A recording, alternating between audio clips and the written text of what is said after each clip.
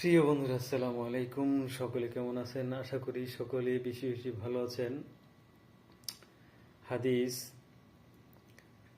আবু হুরায়রা রাদিয়াল্লাহু তাআলা বর্ণনা করেন, আমি রাসূল সাল্লাল্লাহু আলাইহি ওয়াসাল্লামকে বলতে শুনেছি,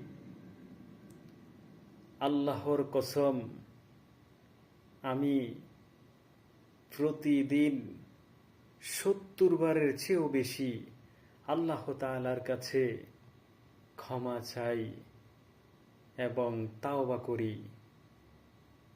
কে বলছেন? রাসূল সাল্লাল্লাহু আলাইহি ওয়াসাল্লাম প্রতিদিন 70 বারের বেশি আল্লাহ তাআলার কাছে ক্ষমা চান, তওবা করেন। বুখারী শরীফের হাদিস। হাদিস নাম্বার হচ্ছে 5754 নম্বর হাদিস। আর আমরা কতবার আল্লাহ তাআলার কাছে প্রতিদিন আমরা মাফ চাই, তাওবা চাই।